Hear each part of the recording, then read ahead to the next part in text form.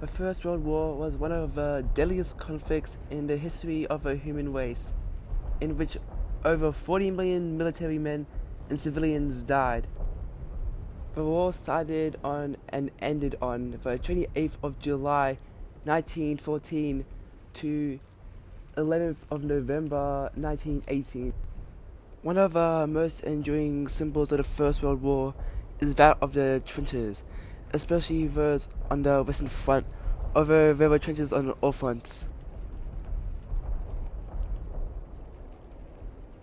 Trenches were a really defining concept of the First World War. They were literally on every front. The Western, most famously in France and Belgium, they were in Gallipoli, they were in mountains of northern Italy, they were in the Middle East, even in Africa, trenches were everywhere. When you hear about the trenches of the World War I, you might envision a bunch of cleverly dug walkways, but these trenches had purposely strategic designs. The Allies and the Special Powers designed these trenches as defense mechanisms, aggressive, heavy weapons forcing both sides to hunker down. So, trenches became a way to hold a line without making soldiers vulnerable. Trenches are these long, deep ditches dug as if protective defenses, were usually dug by infantry soldiers who would occupy them for weeks at a time. They were designed to protect troops from machine gun fire and artillery attack from the air. As poison gas became more common, they provided some respite from these attacks. However, trench warfare also led to an enormous loss of life. But what did trenches offer to the First World War armies? Well, trenches are really an antidote to modern weaponry. When the First World War comes along, everybody thinks it's going to be a war of movement with masses of infantry and cavalry. The trench consists of three main lines. You end up with your fire trench, which is the front line trench, and then a support trench, and then behind that a reserve trench. So you got three lines connected by what's called communication trenches, so that men and materials and supplies can move up and down between trench lines without having to go over open ground. If you look at the battlements of a castle and you lay them down on the ground, that's the pattern you get of a frontline trench. The idea was if a shell lands on one of these bays, it's contained. The explosion is contained, so you cut down the casualties. As trench systems developed, sometimes particular trenches were given names to help identify them. As you can see in this picture, sometimes those names are related to familiar places from home. Armies try to rotate people through the line, so the idea is you stay in the front line for 46 days, and then if possible, you move back to the support line for a similar period, and then a reserve line, and then you get a period of time actually behind the line. Trenches were also dug in zigzags and curves, which created corners and corridors, giving soldiers better vantage points and hiding spots.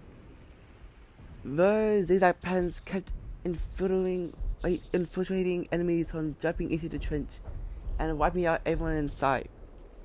As these trenches all served different purposes, some trenches served holding corrals for troops and R&R. Some trenches were supply storage, and other trenches were for waste. The Germans dug assiduously, building dry and safe and comfortable trenches for themselves, with bunkers that actually had electricity and sometimes running water. For this and the French, who were convinced that they weren't going to never be there for that long, didn't spend nearly the same effort, and so their trenches tended to be muddy and wet, and not that safe. German trenches systems tended to be better overall in comparison to British trenches, because of a number of reasons. One was that the trenches would only be for temporarily, whereas Germans accepted that stalemate would set in, and put the effort into developing better trenches, including more comfortable bunkers that were deeper into the ground away from artillery fire. On the Western Front, the Germans were also on the high ground when the British poured in the lowlands. This meant that the British Army would be unpleasant in unpleasant terrain with high water levels and mud.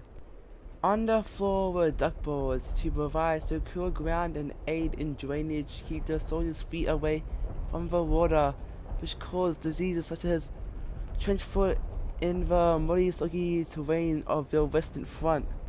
A typical trench system was 3 lines, approximately 800 yards or 730 meters apart. The first line that was nearest to the enemy was the fire trench. This was the most unpleasant and dangerous place to be in. It was to be about 8 feet or 2.4 meters deep at 6 feet or 1.8 meters wide. The fire trench was the main line of resistance, with machine gun nests placed at strategic points and barbed wire placed in the front area, known as no man's land. The sapper would also dig out a saphead, which went slightly ahead into no man's land to form a listening post. The second line was the support trench, forming the second line of a defense. If the first line was taken away by the enemy, a kitchen and dressing station kept the men fed and treated for any wounds. Soldiers were rotated every week between the front line and the support trenches. The third line was the reserve trench.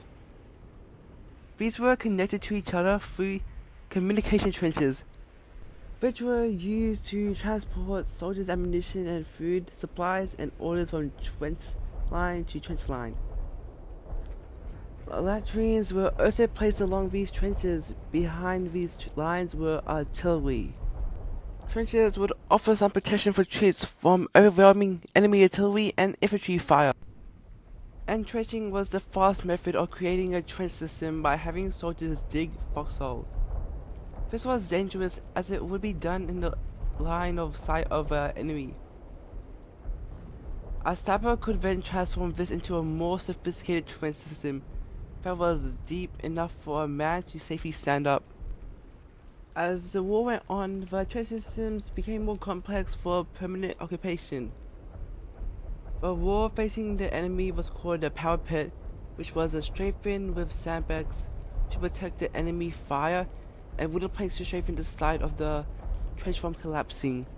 A 5-step formed a fighting position and a way for soldiers to step out onto no man's land. An ammunition shelf was also dug into the side of the wall, facing the back of the trench was called the parados. Here were dugouts where the soldiers could eat, sleep, and seek protection from artillery bombardments. More sophisticated protection came in the form of underground bunkers, which could also be used for storage of ammunition, food, and weapons, as well as command centers for officers to communicate orders with headquarters. The barbed wire in front of the trenches had gaps in it usually. They were set up so they were in front of the line of the machine guns to let enemy funnel in and then mow them down, easily from the sides. That was usually enough for small raiding teams to slip through, going out, but most lines of barbed wire were not in place in movable objects. At least, if they were still intact and had not been destroyed by shelling, you had specialized troops, often pioneers, that knew how to handle barbed wire emplacements. They would go out, mostly in the cover of night, and would grab and drag them out of the way, out over to the side. This was mostly in preparation of a larger offensive where a huge amount of troops had to go all over the top at once. There were of course variants of barbed wire, and there were some that were like nets on the ground. Now this was very hard to get rid of, but these were usually to make some areas completely off limits. The life of a trench soldier was a living hell. They endured disease, hunger, rats, horrific smells, corpses everywhere, and most importantly, they had to come to terms with the reality that they could die at any moment. Though trench systems developed, life inside one was far more rudimentary. When able to rest, soldiers in the front line would try and shelter from the elements in dugouts. These vary from deep underground shelters to small hollows inside of the trench. Disease ran rampant. It was very difficult to get any sort of sleep and a decent hot meal. Keep your clothes dry, and more importantly, to keep your sanity. There were so many health problems of just simple disease that took much more men out of combat than direct fire. Like I said earlier, soldiers were in the trenches 24/7 for months on end. Soldiers actually spent only between 1 to 7 days at a time in the trenches, in close reserve and at west. This process limited the amount of time our soldiers spent in the bleak trenches, and the rotation was incredibly important in managing their stress. Most activity in the frontline trenches took place at night under the cover of darkness, while during daytime hours, soldiers would try to get some rest, but usually only be able to sleep for a few hours at a time. 2 hours of sentry duty could cause unwanted fatigue and the risk of a sentry falling asleep during his sentry shift. Sentries were a very important role in the trench warfare, so if a sentry was discovered sleeping or drunk at their post, they were subjected to a court-martial offense that was seen as quite serious, so much that it could result in a death sentence. However, on many occasions, these sentences were replaced by lesser penalties. And of course, some rat profiled around the trenches. These rats fed on the dead bodies, and men would wake up face to face with rats sitting on their chests. You'll always get problems during the summer or in hotter climates from masses of flies, because flies moved from corpse to toilets to food, and that way spreading diseases such as dysentery, Aedes, etc. Lice circulated the trenches and spread maladies like trench fever, and it wasn't uncommon for the soldiers to wake up finding rats eating their rations, all of them. Yes, these rats were so bold, they would take bites out of sleeping soldiers. So just your basic daily life is pretty gross, and if you think trench life is sickening, the food was too. According to Howard Mayo of the Durham Light Infantry, rations were very, very poor. You tried to brew a tea, and you couldn't. It was always cold, and probably the water tasted all of petrol because it came up in petrol tins, which were never cleaned out properly, and the tea was half petrol and cold. For the food, they were supposed to give you bacon. Well, if you were lucky, if you got a piece of bacon, it was all cold and greasy. I mean, you couldn't get any, and the cooks probably, if a man was a chartered accountant, they would make him cook something like that, because it was always square pegs in the round holes, you know? They couldn't cook. We used to say they couldn't boil water without spoiling it or something. The food was terrible, though the food was nothing compared to the ever-present danger. The British Army alone employed 300,000 field workers to cook and supply the food. The men's diet was made up of small rations of boiled beef, bacon, vegetables, and bread. Although it could take up to 8 days for the bread to reach the trenches, and by then it was all stale. But quite a few soldiers solved the stale bread dilemma on their own by tearing the hard loaves up, adding potatoes, onions, raisins, or whatever else was available, and boiling the mixture in a sandbag. By the winter of 1916, flour was short in supply, and the bread was being made by dried ground turnips, and the main meal was now a pea soup with a few lumps of horse meat. Soldiers may have to deal with the crappy food, but one thing they had to look forward to was the alcohol they received that provided liquid coverage for the men in the trenches. 1 minute you could be talking to your best mate, and then the next minute he could be gone. And that almost random death took a real psychological toll on the soldiers. For that reason, the army tried to rotate people through the line. Naturally, being behind the line was a favorite time for many soldiers. You could have a hot bath, a good night's sleep, and a clean pair of clothes. Many played sport, took part in amateur dramatics, or even got to head back to Britain for home leave. During all of this time, there were many attempts to break the deadlock, large and small. New ideas were being continuously experimented with. Something about being covered in soapy mud is fun. People pay good money to get slathered in organic mud at day spas in the name of healthier skin. But during World War I, prolonged exposure to flooded, muddy trenches could cause trench foot. Trench foot was so rampant and commonplace, it impacted roughly 75,000 British soldiers alone. It was also discovered in World War I, where soldiers gave each other regular foot inspections. The men would be paired up in twos, and each partner made responsible for the feet of the other. They would generally apply whale oil in an effort to prevent trench foot that could happen under all cold, wet conditions. Even though advanced medical techniques meant that soldiers were better equipped to manage the health of soldiers in World War I than they had been in previous conflicts, it was still common for soldiers to simply get sick and die. The cold, damp, and unsanitary conditions in the trenches did nothing to fortify soldiers, and the unforgiving elements made them prone to illnesses. Trenches were the breeding grounds for one of the most deadliest outbreaks in history, the influenza pandemic of 1918. Due to the World War I, soldiers' already low immune systems, weakened by malnourishment, as well as the stresses of combat and chemical attacks, the susceptibility to disease was imminent.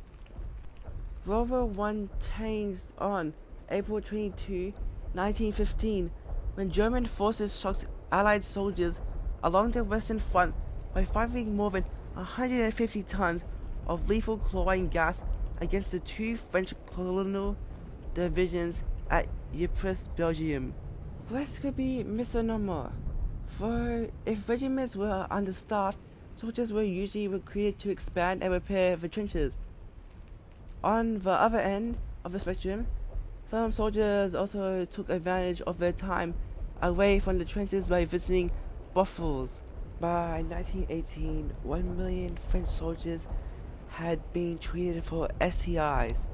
Frontline soldiers who were forced to confront death and violence for days on end naturally developed damaging psychological wounds.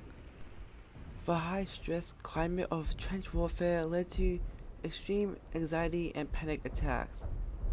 For medical and military officials use terms like shell shock to describe what was happening, which is now what we call post-traumatic stress disorder. Many soldiers who had shell shock were sent to convalescent homes to recuperate. 266 British soldiers were executed for desertion, 18 for cowardice, 7 for quitting a post without authority, 5 for disobedience to a lawful command, and 2 for casting away arms, all because no one knew how to handle PTSD. One word that will surprise a lot of people about life in the trench is boredom. A lot of times is spent just sitting, cleaning tools, and being scared to death that the battle is going to start any minute. It was just the day-to-day monotony, being trapped in this very small space and fighting for a war that's really fought in inches. Even though millions of people perish and it seemed like there was a new battle every day, a soldier's life in the trenches was often spent sitting around doing nothing but waiting for the next volley of gunfire. It seems like it would be impossible to get bored when you're surrounded by the enemy, but boredom was the most common state of being, and officials and officers knew this. They were worried that the soldiers would have nothing to do and just get into trouble. So the British military pushed them to be creative as a way to raise morale. One of the most memorable British artifacts to come from the sheer boredom that came with the trench life was producing a trench magazine. The Ripest Time was one such magazine that soldiers printed. English soldiers stationed near Ypres, which they mispronounced as Wipers in Belgium, found an old printing press and put it to good use by publishing their own magazine and circulating it in the trenches. The magazine did a report on the hard news of war, though it was filled with poems, essays, and jokes and lampoons of the war they were fighting. The tone was dark and humorous, and at times touching. As bad as World War I was, the first Christmas of World War I in 1914 brought forth a spirit of humanity and unity that stood in stark contrast to the life in the trenches. On Christmas Eve, a chorus of carols from both British and German trenches resulted in a tentative truce for the holiday. Trenches from opposite sides of no man's land emerged from the trenches and met, bringing goodwill and makeshift gifts. It was odd to see French, German, and British soldiers crossing trenches into no man's land to exchange seasonal greetings and talk. But there they were, bartering for cigarettes, playing football against each other, and exchanging food and souvenirs. Unfortunately, the peace did not last long. Fighting resumed the next day, and goodwill hardened again into animosity.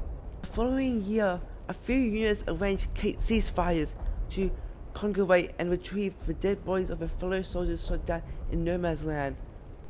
But the truces weren't nearly as widespread as in 1914, due in part to orders from those in high command from both sides prohibiting truces. One of the most interesting and surprising World War I legacies was its effect on language. The blending of soldiers, nationalities, languages, dialects, accents, and social backgrounds of the trenches produced an unusual glossary of military slang. For example, British soldiers called enemy grenades potato mashers and used the phrase stormtroopers to describe soldiers that performed risky, lightning-fast attacks. The term basket case was another bit of slang that originated during World War I. Basket cases were injured soldiers who were carried out of the trenches in long, casket-shaped baskets because of their lost limbs. Cooties is another word that came into play in 1915 for coot, a type of duck known for being infested with lice and other parasites. Many men killed in the trenches were buried almost where they fell. If a trench subsided or a new trench or dugouts were needed, large numbers of decomposing bodies would be found just below the surface. A young lieutenant writes to his mother and says, "I haven't been killed yet, but it's only a matter of time." That was the typical way soldiers felt about their lives in the trenches. You just did it. You existed day to day, trying to go on, keep your chin up, but one day the bullet was going to have your name on it, and you're going to perish. You weren't going home. During World War I, daily life in the trenches was reduced to a few activities, with most soldiers spending hours and hours of boredom waiting for either an artillery barrage or enemy offense. To break the monotony of such a life, soldiers were assigned a variety of tasks that kept them busy, such as inspecting weapons and equipment, digging and repairing trenches, filling sandbags, or emptying latrines and flooding sections of trenches. Basically just chores. Trenches had a purposeful and strategic design. Attacking armies were confronted with previously unimaginable amounts of firepower thanks to new warfighting technology. The First World War is almost like an arms race between the defense and the offense. So the defense develops a new way of holding ground, then the attacking side has to find a way of overcoming that. If they achieve that, then again, the defense needs to come up with a new tactic. Machine guns firing hundreds of bullets per minute, and modern magazine rifles can fire 20 to 30 rounds per minute. Then you have the artillery firing shrapnel. These are shells that could explode in the air and fire lead bullets towards the enemy. An absolute killing zone could be created, and that it really puts the emphasis and the advantage with the defender. Initially, forces in mounted attacks from the trenches with bayonets fixed to their rifles. By climbing over the edge into what's known as no man's land, the area between opposing forces, usually in a single straight line and under a barrage of gunfire. Not surprisingly, this approach was rarely effective and often led to mass casualties. Most activity in the frontline trenches took place at night under the cover of darkness, while during daytime hours, soldiers would try to get some rest, but usually only be able to get sleep for a few hours at a time. Machine guns were used prominently for the first time in World War I. Gun stations were stationed in key vantage points across the lines which could then be used to cut down anyone advancing towards the trench across no man's land. The majority of casualties on the Western Front were caused by artillery shells, explosions, and shrapnel. Artillery bombardments were designed to destroy enemy guns, cut through dense barbed wire, which protected the trench from advancing enemy, and blast men from the trenches. The constant whistling of artillery as they were fired and the fear of getting blown to pieces was a leading cause of the psychological trauma known as shell shock. An artillery shell, a sniper's bullet, those two are the most almost random ways you can die. The shells aren't aimed, they're just aimed at a particular area of a trench, and if you happen to be there at the wrong time, potentially you're going to get killed. This was also used by both sides to dig beneath enemy trenches and lay large volumes of explosives. This could succeed spectacularly, but it often failed. Tunnels would frequently collapse or be buried due to an artillery explosion, burying the tunnelers alive. Poison gas was also used for the first time in an attempt to break stalemate. Poisonous gases like chlorine and mustard gas were used by both sides to induce panic and decapitate an enemy. But it was a risky strategy. If it was released in less than ideal weather conditions, it could be blown back into the faces of the troops releasing it. Approximately 100,000 tons of chemical weapons were used in World War I, injuring around 500,000 troops and killing nearly 30,000 men, including 2,000 Americans. Gas attacks were terrifying. It was a new level of warfare that no one was expecting. A gas attack could severely injure anyone unlucky enough to come in proximity with it. It also could depend on how the breeze was blowing at a particular time. Thanks to their incredibly sensitive noses, warlogs are capable of sniffing out gas attacks a minute or two before the fog-like haze settles over the front lines. Typically, the Germans blast the front with artillery shells modified to release dangerous gases rather than explode on contact. On days when the wind is blowing from east to west and is strong enough, they can release the gas from directly outside their own trenches and have it blow across no man's land. The type of gas that may be delivered varied. Sometimes it's largely harmless tear gas, an irritant that serve to suppress the enemy's ability to fight back effectively. This is typically followed by a massive assault across no man's land though, and the effectiveness of gas masks in the filtering the gas, as well as its non-lethal properties, made it less and less appealing as the Great War went on. Germany would later claim that they would be using chemical weapons in a bid to secure victory and therefore grant the world the mercy of a short war with few casualties. Man's best intentions clearly went awry. Tear gas quickly made way for three deadlier gases: mustard gas, phosgene, and chlorine gas. Chlorine gas could easily be spotted if lookouts were actually paying attention, as it moves across the battlefield like a sickly yellow-greenish cloud. During day attacks, it gives plenty of warning and allows men to quickly put on their protective gas mask. For that reason, the Germans and their allies quickly take to using gas at night, where it can't be easily spotted. Phosgene gas is chlorine gas's deadlier older brother. It lacks the distinctive colorization of chlorine gas, making it hard to spot, and even worse, symptoms will only set in a day or two after being poisoned. All the warning you'll get is a sudden smell of wet, musty hay, and then a day or two later, you'll be drowning in your own fluids. Ironically enough though, the gas you fear the most is mustard gas, the most widely used chemical agent of the war. While chlorine and phosgene gas are deadly and could cause havoc on the body internally, there is a peace about knowing that if you're exposed to them, you'll likely die soon. Mustard gas though doesn't come with such guarantee, and is perfectly survivable.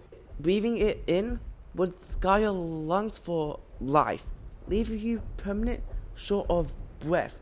The giant blisters it produces on exposed skin are not only plentiful and extremely painful, but could also disfigure men. And in poor hygiene conditions of Europe trench war, these blisters could burst and become infected, leading to protracted, terrible, slow death to infection or amputations. Better to die relatively quickly than linger on in agony. Soldiers don't know what kind of gas the Germans are launching, but soldiers do their best to protect as much of their skin as they can. Each man has their own slit in the trench, consisting of slightly elevated positions from where they could comfortably stand and fire at incoming soldiers.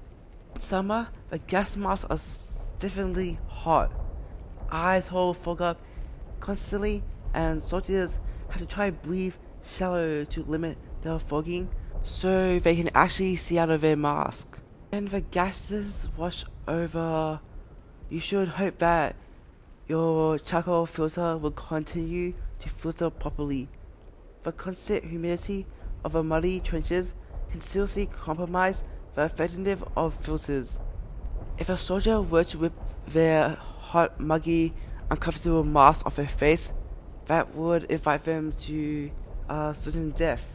Typically, attacks are preempted by massive artillery barrages that can last for a day or longer, and more than once soldiers had to hunker down for days on end as metal death rained down all around them.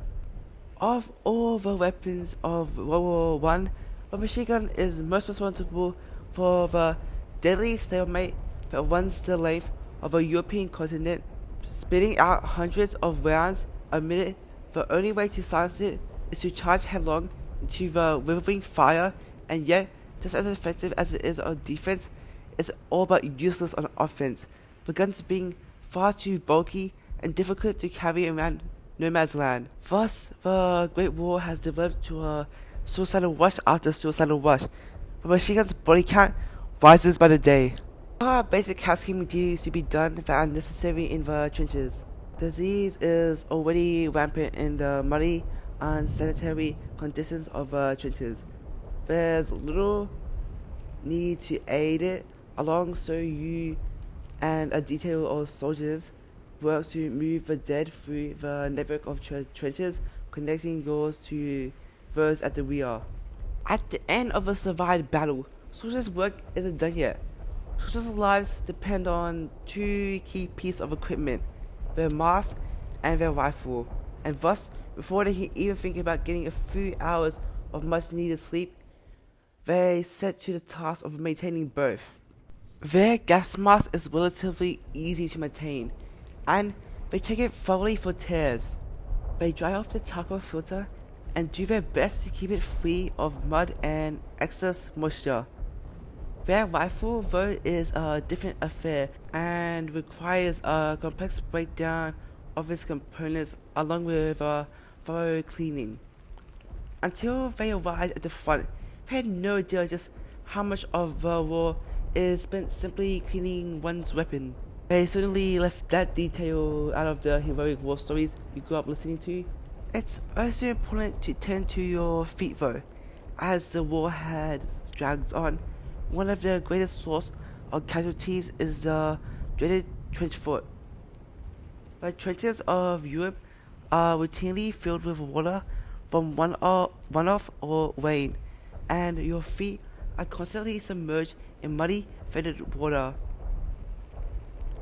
The water runs away at the flesh, and if you don't take enough care of them, you'll find yourself stitched back to the wheel for a double amputation of your feet.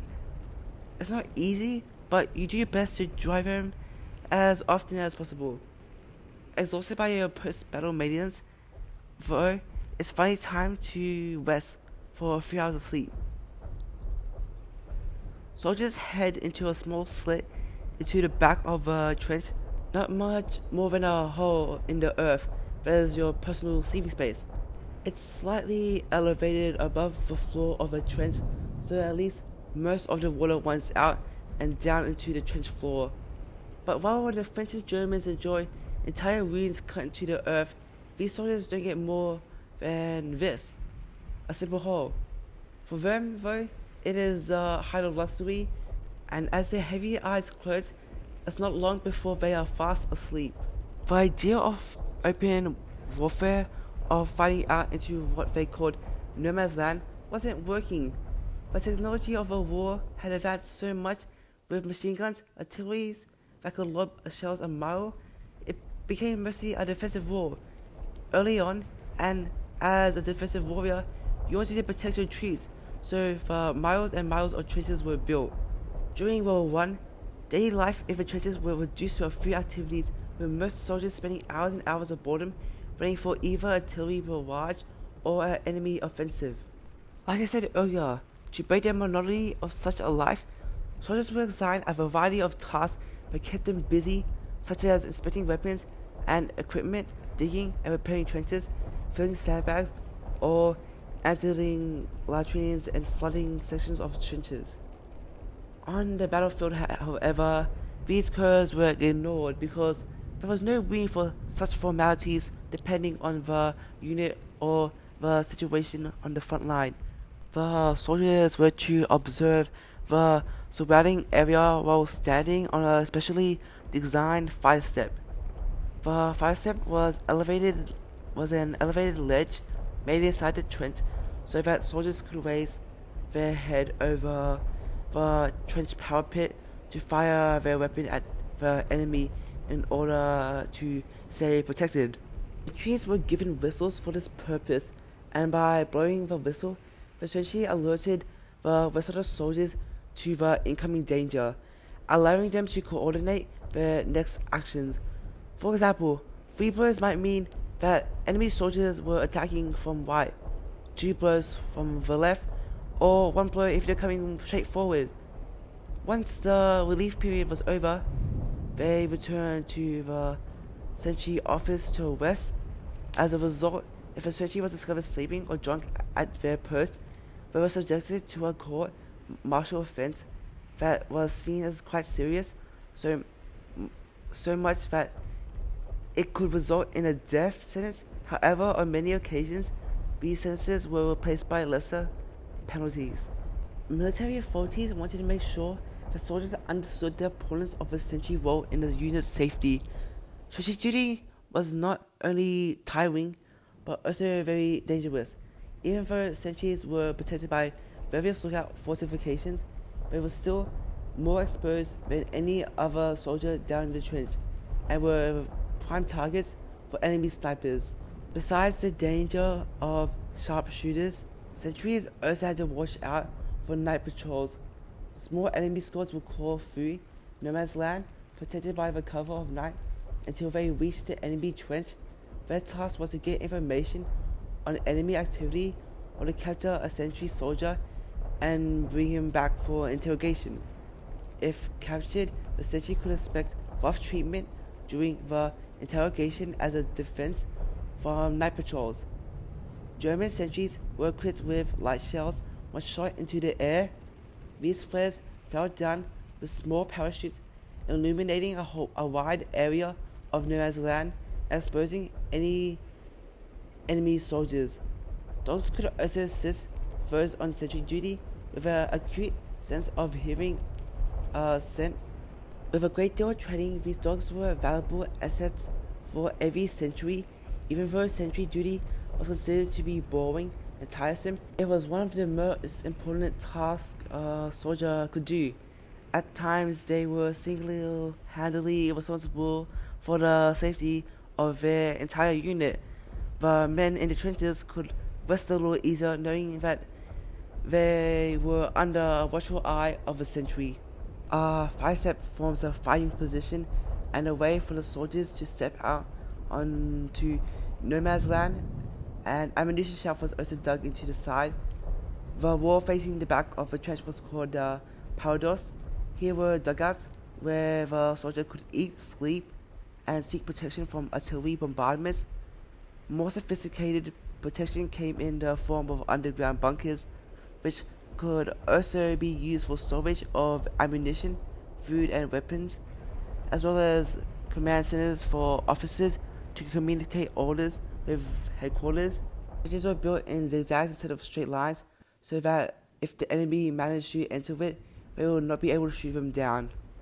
The stalemate of trench warfare began in the fall of 1914 on the Western Front, after the German advance was halted at the Battle of Marne, and the race to the sea ended the last chance for the two sides to outflank each other. The stopping power of the machine gun had made unsupported infantry and cavalry charges obsolete, and a man in a hole in the ground was about as safe as you could get in modern war. Although trenches and foxholes had been a part of warfare since the first use of ranged weapons, but the war would not be won until stalemate was broken, until someone broke through the trenches, and even though most deaths occurred in slaughterhouse of no man's land, there were battles throughout the war that hinted that it was indeed possible to break the enemy's trench system. The British further back didn't know if the advanced troops were alive or if they had taken the trenches. They didn't know how many reserves to send and where to send them. Artillery wasn't going to be much help without communication with attacking soldiers. It was clear that close combat in trenches needed to be studied and think of conditions. The modern battlefield was loud. Men had to scream in each other's ears over the incessant gunfire and explosions. Bodies were mutilated, limbs were torn off. It was a combat on scale of carnage that the world has never seen before, and much as the machine gun was a symbol of death in no man's land, the hand grenade would become the symbol of death in the trenches. It could kill and wound whole groups of enemies at once, and with a range of only 40 meters or so. The hand grenade was especially deadly in close combat scenarios of a trench warfare. The British Expeditionary Force had around 40 grenades a week at their disposal in 1914, but by 1916 they would have 800,000 Mills bombs weekly. Lieutenant Walter Ambersley describes in his diary how a well-placed grenade could massacre whole squads. As we forced our way through the deep, narrow trench, what a horrible sight met our eyes. On the top, a corpse without a head or a torso, and underneath, someone who were still alive. Though with limbs torn off, horribly mutilated, they looked at us with bleeding, mournful eyes. The crying and moaning of these poor, doomed enemy soldiers went to our hearts. We couldn't get out of the trench to avoid the pile of bodies. However, much of our hearts shrank from trampling over them with our hobnailed boots. We were forced to do it. By mid-1915, close-quarter aggression was now, as Tony Ashworth wrote, an integral part of the trench war technology, of which the skills and the rationale were taught at high command schools and published in official texts. A trench raid was now a complex tactic that needed the coordination of different weapons specialists who could perform trench warfare on a high professional level. Initially, there were improvised training groups, usually volunteers, but as raiding tactics proved successful against enemy trench systems, the groups themselves became more and more specialized. Raiders were now hand-picked and were given special privileges like better rations or more days off because of the dangers they faced. The Canadians, as an example, put together their raiding troops in different sections like assault teams, artillery groups, trench mortar squads, and so on to maximize their effectiveness. The aim of the raiding group was to inflict the maximum amount of damage in a short amount of time, mostly only minutes. They will sneak up, usually at night, kill the sentries silently if possible, and then attack the enemy position with a flurry of grenades. The surprise attack would shatter the enemy into confusion, but it was the Germans who were the first to give up their raiding parties and overall tactic and organization. These were the stormtroopers. Happy soldiers from different weapon groups would join together to form a small attack teams. These teams would undergo special small group tactic trainings and exercises behind the front lines, like the raiding groups. Their jobs were to invade the enemy trench do as much damage and collect as much information and prisoners as possible, and to get out again. They were specialized in trench combat, which more often than not meant fighting with clubs, small arms, or bayonets, and of course, the hand grenade and rifle grenade, which they carried in large numbers. The first attackers were into the trench long before the mist lifted. In a moment, we all mixed up in hand-to-hand fighting. I had two men coming at me with their bayonets, one whom I think I shot with my revolver, or a sergeant standing just behind me shot the other at point-blank range with his rifle barrel over my shoulder. But almost at the same second, a German stick bomb came whistling into the trench on the parapet right into the bunch of us and killed or wounded practically the whole lot of us, English German alike. Before they attacked again, they brought up some trench mortars and knocked 7 bells out of us, then swam into the trench. By the time there were only a handful of us left on our feet, and all I suppose wounded, I got another wound from a stick bomb, which put a bit of metal into my thigh. Before I collapsed, I tried to give a surrender signal and hope I succeeded thereby in saving a few lives. We had done our best. Captain Charles Miller. And as the war progressed, the raiding groups on all sides became more and more effective, which meant more and more deadly. Some saw raiding troops as elite groups embracing the reality of combat, others saw the inhuman monsters, others still as heroes. Ernst Jungler wrote, "One hears so often the mistaken view that the infantry combat has sunk to an uninteresting mass slaughter. On the contrary, wars are decided by the individual. The princes of a trench with their hard, determined faces, foolhardy, so sinewy, supple, jumping back and forth with sharp, bloodthirsty eyes, heroes who record no report. The trench battle is the bloodiest, fiercest, most brutal of all, but it also has its men who had grown in this hour to unknown, swashbuckling fighters. Since there is no turning back and no mercy, maybe there were all three, just men doing their job, monsters and heroes.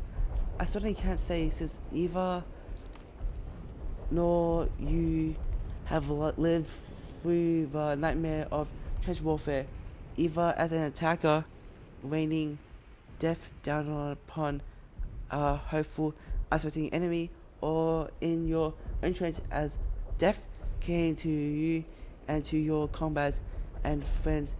As your death came, perhaps maybe you saw your side counter attacking and driving the enemy from your trenches, as your final thought was the dozens of men had died on both sides, but nobody on either side has gained an inch of territory. So throughout war, there was many things that changed. It was like an evolution. At the start, in 1914, they just saw trenches as temporary measures. They weren't planning to stay there for long, and they were just planning to move on there after a short time. Early trenches were more like ditches, the kind you'll see at roads, but over the course of war, they developed into more complex systems. As trench systems developed, some trenches actually were given names to help identify them. Initially, forces mounted attacks from the trenches with bayonets fixed to their rifles by climbing over the edge into no man's land. This idea was rarely effective and often led to mass casualties, so they didn't use this as much. And the Germans built comfortable and safe trenches that had electricity and water because they were assuming that they might be there for a while, whereas the British and the French, they were convinced that they were going to be there for a long time, so they didn't put the same amount of effort, and their trenches ended up being muddy and wet and not that safe. Over time, armies were learning. Officers who had been trained on classical battlefield techniques were beginning to learn how trench warfare works, while generals were beginning to master the management of giant armies. They tried a number of things. They used mass artillery fire so that they have these barrage lifts where they fire on set lines for a certain period of time and they lift forward and fire again and the infantry follow up. They use poison gases as well. The idea of poison gas floating and then later shot into the lines, it makes it so you put on a gas mask, and once you put on your gas mask on, it's very hard to see or hear anything, and it's hard to breathe, and it just debilitates your ability to actually fight. In 1916, the British bring the tank onto the battlefield. Initially, it wasn't very successful, but later in the war, they redefined the tactics and the way it was used, and the numbers of tanks increased. They have new infantry tactics. You now have light machine guns, rifle grenades, trench mortars, the light machine guns, mortars, etc. Lay down fire and infantrymen move forward and occupy a position. Hence, all these weapons were invented at different times, and in 1918, for the Allies, they all come together. So, in conclusion, even though trenches offered some protection, they were still incredibly dangerous, as soldiers could easily become trapped or killed because of the direct hits from artillery fire and more. Casualties were terrible and on a terrible scale, but we were fighting a total war at that time. The whole trench experience was a terrible experience, but the men fought through it and they never lost their faith. In fact, that they had to fight that war to a successful conclusion. Soldiers lived in narrow trenches dug into the ground. The conditions were horrible. Let's have a look. One was a constant problem. Soldiers carried out their chores and tried to catch sleep whenever they had the opportunity. Soldiers on the front line were far away from home and their families. They wrote diaries and letters to record their experiences. Trenches were smelly and full of water. Standing in the water for too long often caused a disease called trench foot. Rats the size of cats infested the trenches, feeding off dead bodies, as well as the lice, and sat inside clothing, causing itching and trench fever. Shell shock was a frequent trauma caused by fighting and bombing of the front line. Symptoms include panic attacks and blank stares. Of course, the disease wasn't the only danger. Soldiers were in constant fear of snipers and artillery. Popping your head above the trench was incredibly dangerous, so periscopes could be used while on watch. Going over the top to attack the enemy into no man's land was the most dreaded order a soldier would hear. As a matter of fact, the term shell shock was coined during WW1. Some soldiers that suffered from the condition were put on trial and even executed for military crimes, including desertion and cowardice.